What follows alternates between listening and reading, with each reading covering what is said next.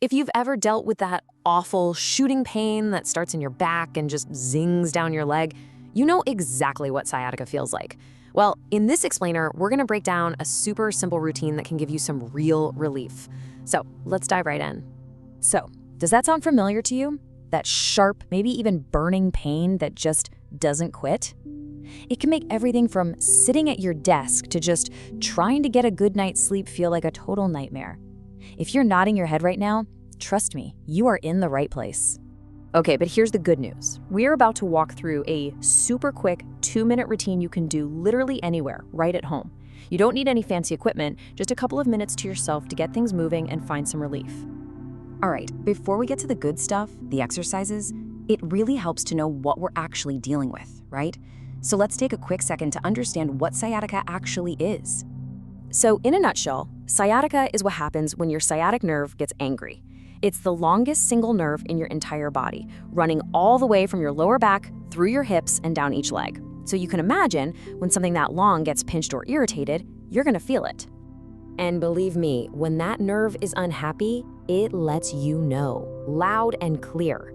We're talking sharp shooting pains, maybe a burning feeling, or even that weird pins and needles tingling or numbness. And usually it just picks one side of your body to torment. So what's the deal? Why does this happen? Well, a lot of it really comes down to our modern lives, you know? Sitting for hours and hours, whether it's at a desk or in a car, can cause muscles to get super tight. Bad posture, lack of movement, all these things can eventually lead to that nerve getting squeezed and irritated.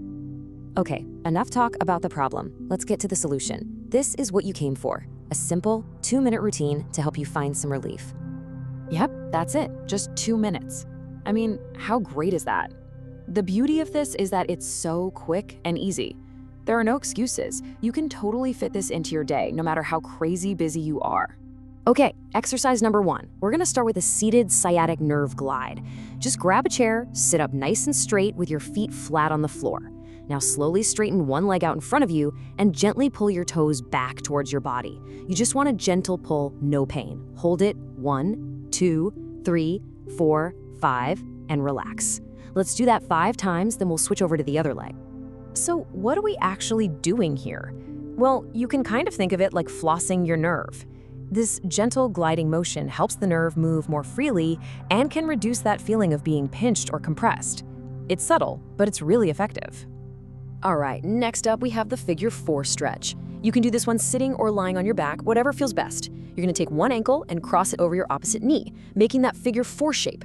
From there, just gently draw the supporting leg in towards you until you feel a nice stretch deep in your hip and glute. We'll hold that for about 20 seconds and then do the exact same thing on the other side.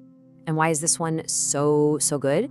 Because there are some really deep muscles in your hips, especially one called the piriformis, that can get super tight and literally sit right on top of the sciatic nerve. So by relaxing those muscles, we're taking pressure directly off the nerve.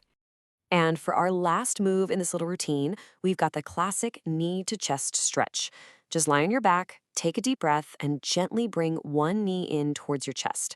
Give it a little hug for about 20 seconds to feel a nice, gentle release in your lower back. Then slowly let it go and switch to the other leg. And the goal here? It's super simple.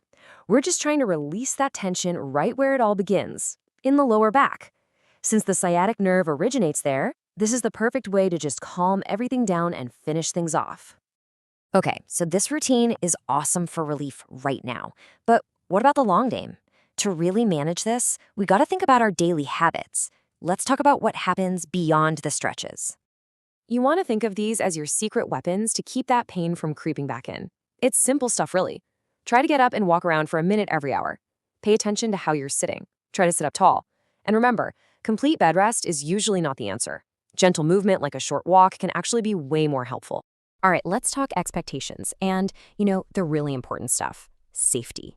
This part is absolutely crucial.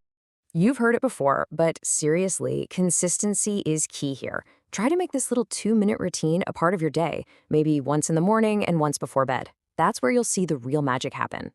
And please, be patient with yourself. This isn't an overnight magic trick. Some people feel better right away, which is great. But for many of us, it might take a week or 2 of doing this every day to really notice a big drop in stiffness and pain, so stick with it. And listen, this is probably the most important rule of all. We are not pushing through pain, ever. These stretches should feel good, like a gentle release. If you feel any sharp pain, you've gone too far. Back off. Your body knows best. Okay, I need you to really listen up for a second. This next part is super, super important, so please pay close attention. Look, this routine is great, but it is not a replacement for a doctor. If your pain is severe and it's actually getting worse, not better, you need to see a professional. And this is critical. If you ever experience loss of control over your bladder or bowels, that is a medical emergency. Stop what you're doing and get medical help immediately. So, there you have it. Taking back control from sciatica pain really does start with these small, consistent steps. You now have a really simple but powerful tool to get started on your path to feeling better. So, I'm going to leave you with a question. Think about it. Beyond just doing these stretches, what's one tiny change you can make, starting today? Maybe it's just putting a reminder on your phone to stand up from your desk. Whatever it is, your journey to relief starts with that one small step.